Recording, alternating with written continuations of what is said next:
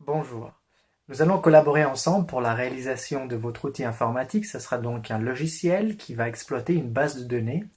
Et puisqu'on sera amené à discuter ensemble lors de nos séances de travail, il est bien que vous soyez au courant de certaines notions basiques, que peut-être vous connaissez déjà d'ailleurs, qui concernent les bases de données.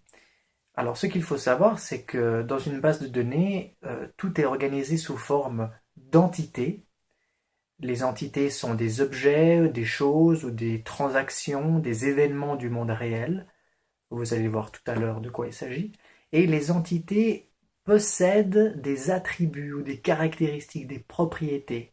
Donc il est bien que vous fassiez la différence entre une entité et ses attributs pour que vous puissiez voir quand est-ce qu'on va parler d'attributs ou quand est-ce qu'on va parler d'entité.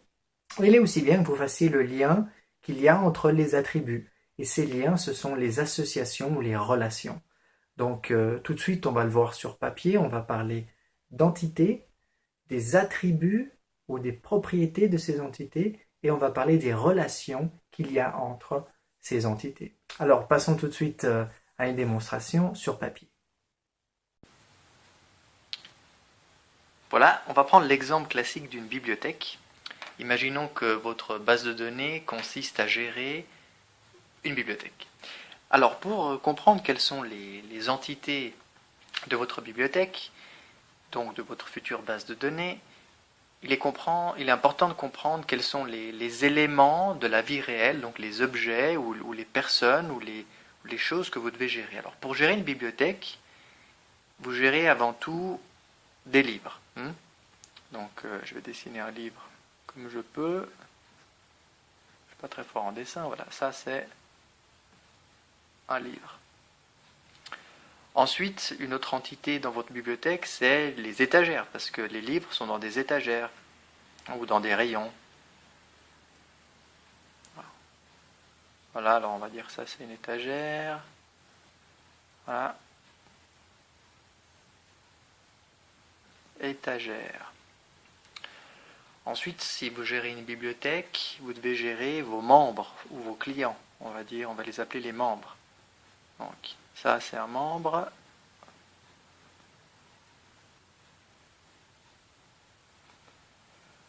Si vous gérez une bibliothèque, vous devez gérer aussi vos collaborateurs, les personnes qui ont accès au système. Alors on va les appeler collaborateurs.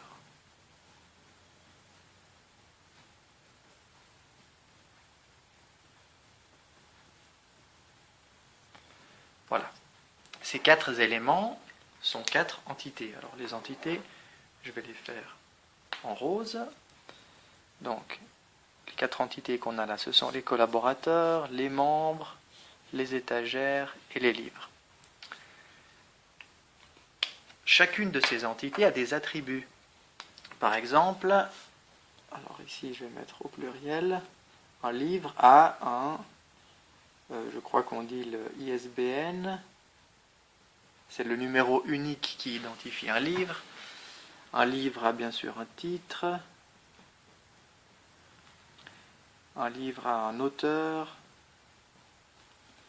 et un livre a par exemple une date d'achat, la date de quand vous l'avez inséré dans votre librairie.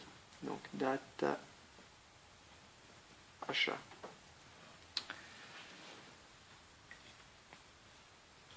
Une étagère a aussi quelques attributs. Par exemple, elle peut avoir un nom. Elle peut avoir... qu'est-ce qu'elle peut avoir? Une quantité possible de... Enfin, elle peut avoir par exemple une largeur. Elle peut avoir une hauteur. J'écris vraiment pas bien, mais c'est pas très pratique avec ce support pour la caméra. Désolé. Des membres qui s'inscrivent dans votre bibliothèque, même chose. Ils ont par exemple une date d'inscription. Ils ont un prénom. Ils ont un titre, comme monsieur, madame. Ils ont un nom. Ils ont un numéro de membre, etc. Collaborateurs, c'est la même chose, ils ont un nom, ils ont peut-être un username pour se connecter au système, donc un login. Ils ont un mot de passe. Et puis voilà, hein, on va mettre etc.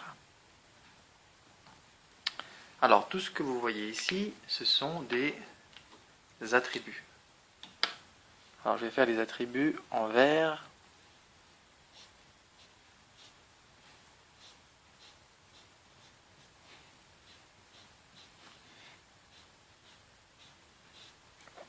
Mais on se rend compte que certains attributs sont composés d'une simple valeur.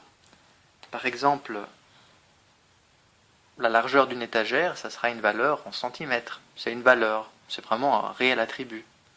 Le prénom d'un membre, c'est une chaîne de caractères. Par exemple, Jean ou Pascal, c'est une valeur.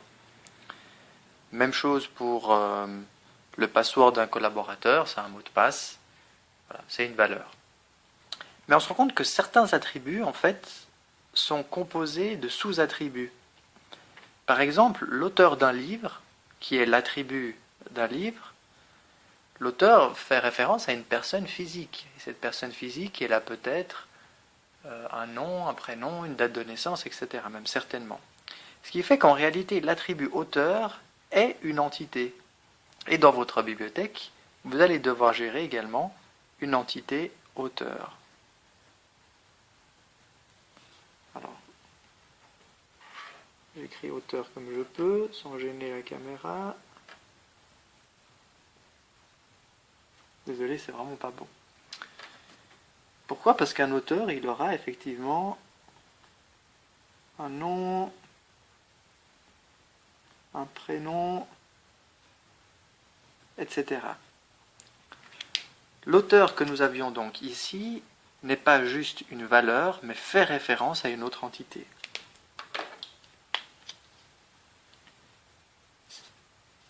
À une autre entité qui elle-même a des propres attributs. Ce qui fait que entre les livres et les auteurs, il y aura une relation. C'est-à-dire que ici, cet attribut auteur sera en relation avec une entité auteur. Un autre exemple de relation, par exemple, lorsqu'un membre, c'est une entité, va emprunter un livre, qu'est-ce qui va se passer?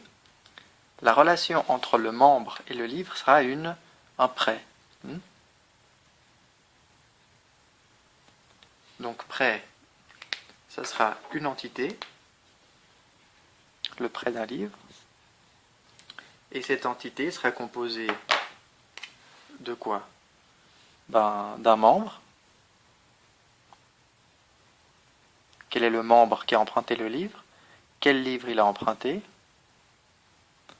Et puis une date, par exemple, la date quand il a emprunté le livre. Donc en réalité, l'attribut membre ici fait référence à lui. Alors plutôt de faire comme ça, voilà, l'attribut membre fait référence à l'entité membre. Et ici, l'attribut livre fait référence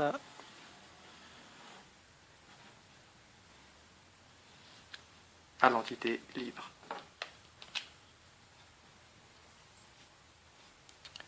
Voilà. Ainsi, c'est un exemple basique et très incomplet, mais on a notre base de données bibliothèque avec 1, 2, 3, 4, 5, 6 entités. Ces entités ont un certain nombre d'attributs, et certains attributs, en réalité, font référence à d'autres entités. C'est pour ça qu'on a une base de données relationnelle, parce que les entités sont en relation entre elles. Donc, à vous de jouer. Pensez maintenant à votre future base de données. Pensez aux éléments que vous manipulez, que ce soit des personnes, des objets, des concepts comme des transactions. Par exemple, ici, un prêt, ce n'est pas vraiment un objet, c'est une transaction. Et souvent, les transactions sont des entités qui font référence à d'autres entités et qui contiennent d'autres informations comme des dates ou autre chose. Voilà. Pensez donc à votre monde de tous les jours, pensez aux données que vous devez normaliser, que vous devez structurer, et cela va beaucoup nous aider lors de nos conversations, lors de nos séances de travail, lorsque nous allons déterminer qu'est-ce qui est une entité, qu'est-ce qui est un attribut, et comment toutes ces entités sont en relation avec elles. Merci beaucoup d'avoir vu cette vidéo, et à bientôt pour notre séance de travail. Au revoir.